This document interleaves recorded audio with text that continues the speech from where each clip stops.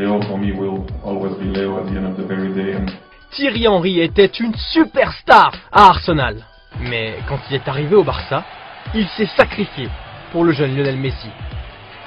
Comment et pourquoi? Après avoir été meilleur buteur de Première Ligue et être devenu une légende à Arsenal, Henry a quitté Londres pour Barcelone en 2007. Ronaldinho, Puyol, Eto'o faisaient partie des meilleurs joueurs au monde. Et ils voulaient tous voir Henry rejoindre le Barça. Mais un an après la signature d'Henry, les choses ont brutalement changé. Un jeune entraîneur du nom de Pep Guardiola est arrivé et il a effectué énormément de changements. Première chose qu'il a changé, il a perdu ses cheveux. Non allez, plus sérieusement, il a vendu Deco et Ronaldinho. En 2004 et en 2005, Ronaldinho était le meilleur joueur au monde. Mais il semblait sur le déclin. Et Pep a choisi de tout miser sur un jeune prometteur, un certain Messi. Après un an à Barcelone, Pep est venu nous dire « Vous êtes des idiots si vous ne voyez pas que Messi vient d'une autre planète ». À l'époque, Henry avait 30 ans. Il avait gagné beaucoup de trophées au cours de son incroyable carrière. 2 titres de Première Ligue, une Coupe d'Europe, une Coupe du Monde. Incroyable! Mais il a pensé à ce qu'il avait vécu à son arrivée à Arsenal. Je me suis rappelé de mon arrivée à Arsenal et je me suis mis à la place de Dennis Bergkamp. Il s'était mis en retrait pour m'aider à briller. Henry a choisi de faire la même chose pour Messi au Barça. Après tout, Guardiola s'est débarrassé de Ronaldinho pour Messi. Il a demandé à Eto'o et Henry de s'adapter à Messi. Il a perdu tous ses cheveux pour Messi. Bon, ça c'était plutôt génétique. Mais Messi était clairement l'élu.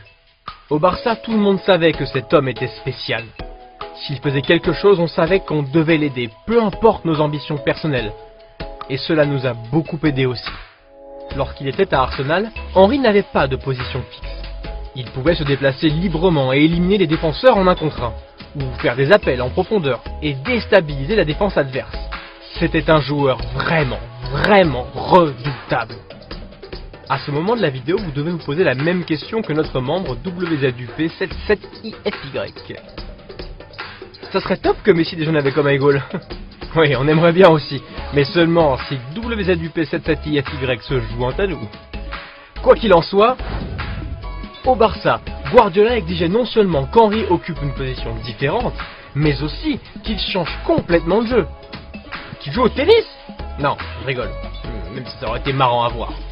Non, Guardiola l'a forcé à occuper un autre rôle sur le terrain. Thierry, tu joueras à gauche. Thierry, tu ne joueras pas. Thierry, tu dois courir pour Léo. Thierry, fais le pressing pour Léo. Ne pense pas à toi.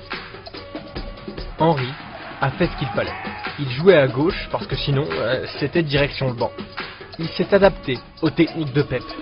Et il l'a même suivi dans sa calvitie. Et pendant ce temps, le club a connu énormément de succès. Messi était peut-être la star, mais le club a réussi car tout le monde, y compris Henry, a accepté de faire des sacrifices. Il y avait pas mal de gars avec de gros égos. Qu'ils arrivent à accepter de faire ce qu'il fallait pour le club et pour qu'on gagne, c'était très important. Et Léo était le big dog, le joueur numéro 1. Vous ne pouvez que l'accepter. C'est aussi simple que ça.